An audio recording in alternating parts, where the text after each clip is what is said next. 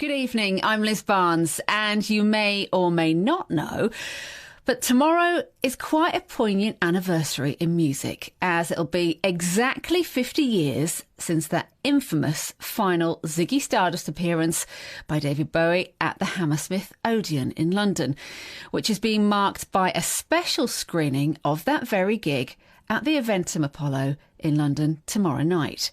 So to celebrate, I'm taking a look back at when I caught up with one of the Spiders from Mars back in 2014, the man who provided the beats for David Bowie in the early 1970s. It's Woody Woodmansey, who told us about the first time he ever met guitarist Mick Ronson. I just heard Woody, and I looked up and this band has stood in front of me. And Mick Ronson just said, I'm Mick Ronson. I went, yeah, I know. He said, and we're the Rats and we want you to be our drummer. But first, there really is only one way to start tonight's show. This is Ziggy Stardust.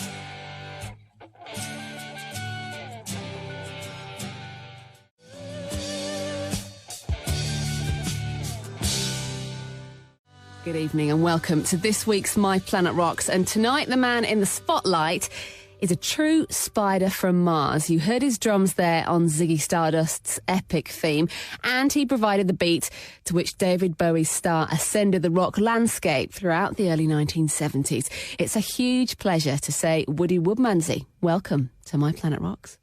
Thank you very much, Liz. It's good to be here. It's really, really wonderful to have you here. You've given me an incredible list of music. I love it when people give me a handwritten list of tracks they want for this show. Yeah. It's so much nicer because it's just, it's so much more personal when you see someone's handwriting, isn't it? Yeah, it was so hard to do that list, I have to say. Yeah. It seems really easy, but it's not. Yeah, because that could change every day. Yeah, it did. That's the latest list.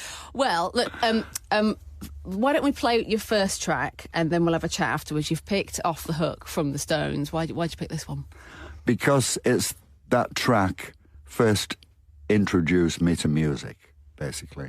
I was at that point in school where you go, your parents are going, what are you going to do when you leave school? And you're looking at the rest of your life when you're grown up. You're not quite grown up, but you're looking at, what am I going to do? And I had a list of, policeman, plumber, electrician, bank clerk, whatever, this long list. And I went down, it ticked everything off, didn't want to do any of them, and it didn't leave anything. And I was playing football with 4 friends after school, and I kicked the ball really hard. It shot over a wall in this guy's garden and landed near this brick building that I hadn't really noticed before.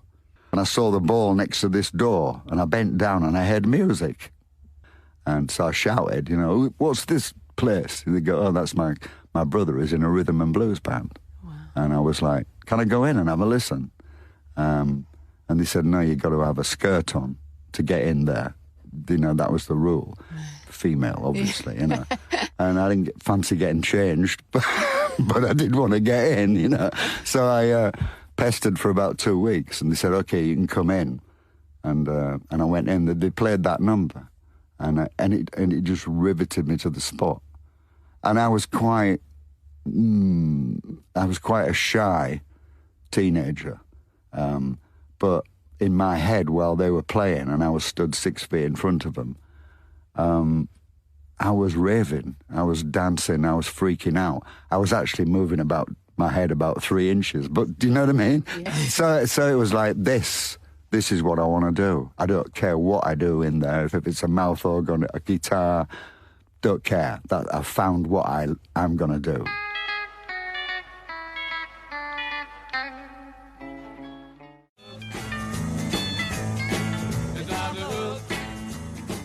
Off the Hook from the Rolling Stones on My Planet Rocks. This week, my guest is Woody Woodmansey, drummer extraordinaire. Can I call you that? You could call me what you like. You just told me such a lovely story of how you ended up on a drum stool. Yeah. Did it feel natural to you once you realised that the guitar just didn't work, but sitting at a drum kit? Did you find that much more natural to pick up? No, it actually took me a week of sitting on my own with a drum kit to get one hand to do something different. And when I used this, if I was playing with the right hand and then I brought the left hand in, the right hand would stop. And it was like, whoa. And you know what I mean? It took a week to break that kind of circuit that I had going there. And then one day it just went, you know, and I was like, I dared stop. You know, it was like, I'm doing it. And then my mate said, you know, you got to get the bass drum in, you know, and I was like, oh my God, you know. But then it did come naturally after that, you know. I mean, obviously a lot of studying of other drummers, and I would go and sit and get as close to a drummer as I could and watch them, no matter who it was. The next track you've picked for us, Woody, is Jeff Beck from the Truth album. Yeah. Which is like, it's such an incredible album. But it is. You've picked Let Me Love You. Why this one? Just because that's the first one I did. I'd been in a rhythm and blues band called the Roadrunners in Yorkshire, and we'd done an open air festival, and a band called the Rats were on, and that was Mick Ronson's band. And I'd watched him play. I didn't know him, and he didn't know me. So I watched him, and he watched me. And then must have been 2 months after that, I was working in a factory, and I was working at a desk, and I just heard, Woody, you know, and I looked up, and this band has stood in front of me. They'd just walked past reception, and Mick Ronson just said, you know, I'm Mick Ronson. I went, yeah, I know. He said, and we're the Rats, and we want you to be our drummer. And I was like, cool, because they were the band in the area. Yeah. Was he always cool? Was Mick Ronson always cool? Yeah, he was always cool. He looks like he was born cool, you know. Yeah, I mean, he had a long black kind of coat on, white shirt, the long blonde hair. It looked like a young, early Tom Petty. You know, it looked like that. Right, wow. And the bass player looked like Jagger. And it was just, this is a good-looking band, and I knew they could play, you know. And they said, you're going to have to audition there. And I was like, oh, okay. So I got the audition on the Wednesday, and then there was a gig on the Thursday, so we hadn't rehearsed. And he said, well, we're doing all the numbers that you do anyway. It was a step into better musicianship, better numbers that suited where I was at. With Mick, it was somebody that went for getting it right. He was just into getting it, whatever it took.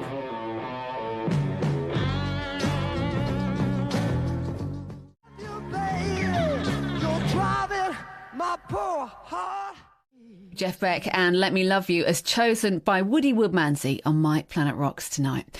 On the way, Woody tells us about his first experiences working in the studio with David Bowie. He would say, yeah, that's the one, and we'd go, but that's the first time we've actually played it right.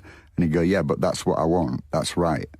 And, you know, at first we thought he's an idiot, to be honest, really, until you heard the finished thing a few times, and then he went, actually, he's right, he knows when it's got it. That's on the way soon on Planet Rock.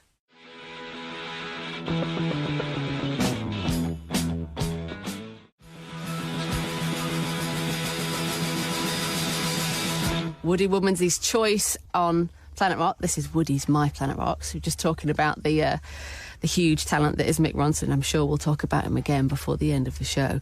You picked some Cream. You picked White Room, which tell us why this one.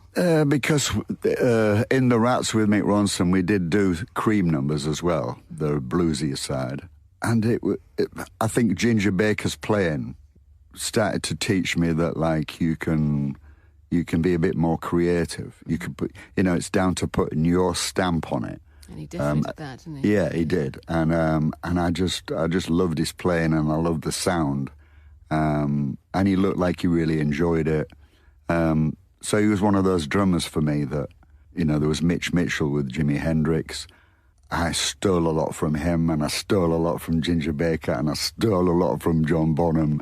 They just, that period of the 70s, late 60s, was so creative.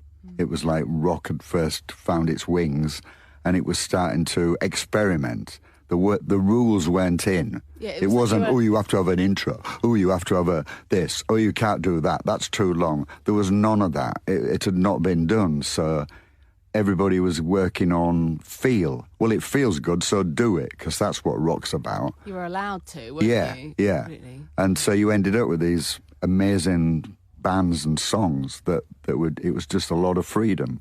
I think then rock, for me personally, unfortunately, the majority started to put in rules, and rock's anti-rules. That's what rock's about, So, like, why make your music follow rules? You might as well put a shirt and tie on and go to an office and say, we're going to write a rock track today, And that's not what it's about, It's like, oh, feel this, man, And if somebody else goes, oh, man, I can put this with it. And then that's where it comes from.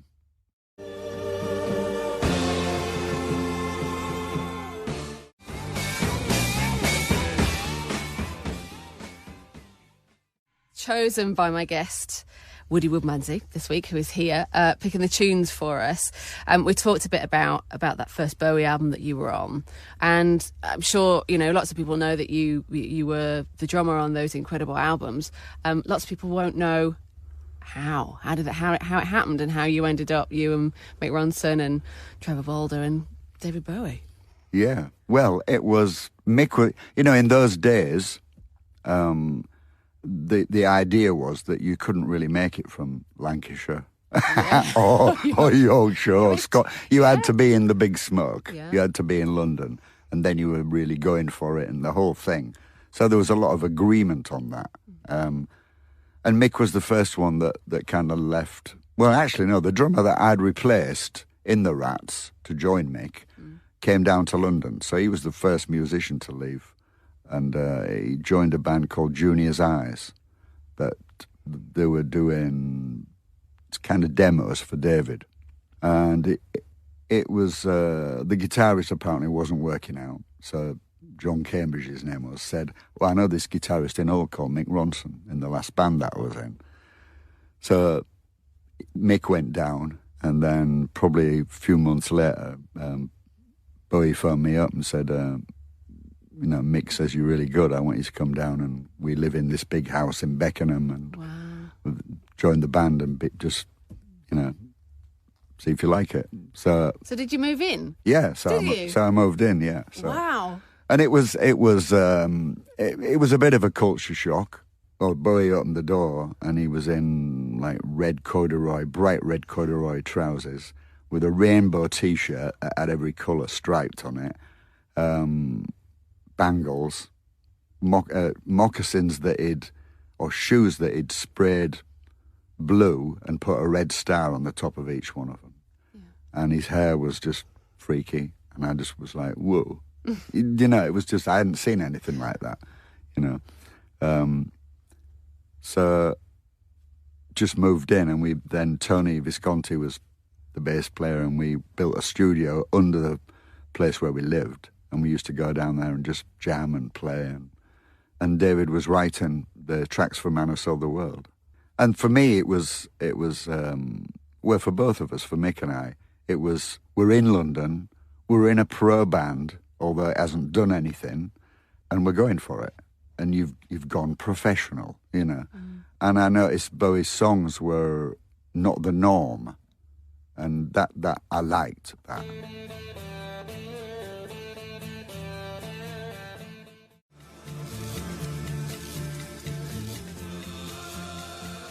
I don't actually know off the top of my head how long it was before everything exploded and you became the most exciting band in the world, of which you were.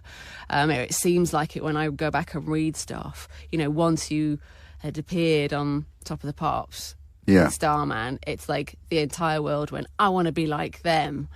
Certainly talking to Joe Elliott, who you know very well. And, I know Joe. Who does our show on a Saturday night. That's what made him want to be a rock star. There's probably the guys that you're touring with, the same thing for them. Did you feel that you were in the middle of a bubble when all that was happening with Ziggy? Yeah, as I said earlier, when you do something, you record something, you're using your experience as a musician to go, good song, tick the box. Vocals great, like the message, I like the groove, and blah, blah, blah, blah, blah. So you're just doing it and trying to get it the best for everybody concerned. And, you know, does David think he can sing over that? Is that what he wants? And he would let you know. He would say, yeah, that's the one. And we go, but that's the first time we've actually played it right. And he'd go, yeah, but that's what I want. That's right. And, you know, at first we thought he's an idiot, to be honest, because we'd heard about, you know, you do like 20 takes and then then you're getting it together. But he never operated like that. He was very now, like, and that was a new experience. And we thought he was stupid, really, until you heard the finished thing a few times. And then he went, actually, he's right. He knows when it's got it. You know, then we did Man Who Sold the World, then we did Hunky Dory. Hunky Dory Changes got played a lot on the radio, so it got a lot of airplay, but it didn't sell. Life on Mars was on that one, which we loved. That made our jaws drop when we heard the mix and just went, oh my God. It's one of my favourite songs in the world. Well, it is mine, to be honest. Is it? Oh, yeah, good. Yeah, that's really big-headed, isn't it? No, it's not. If I'd been on that, I would really love it more. But, you know, when Ken Scott, who mixed it, said, come in and listen, do you want to hear it? Yeah, go on. And we just, all of us went, wow. It's a god-awful small affair.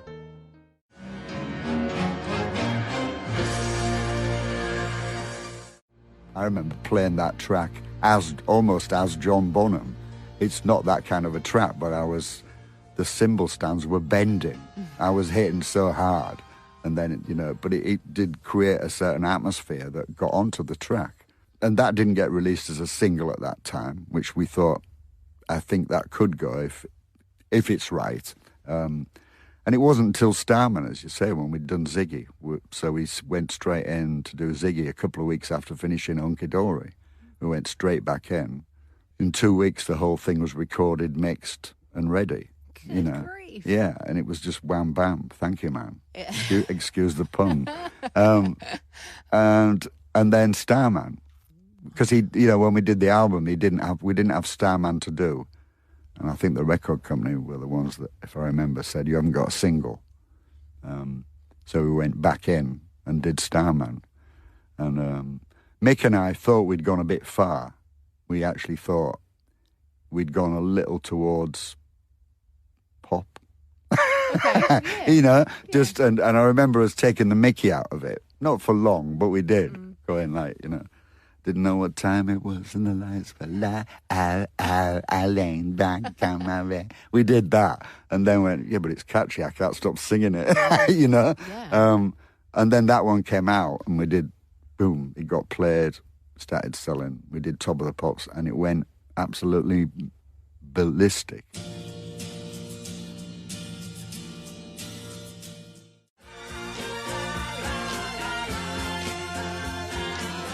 That's the final choice from Woody Woodmansey.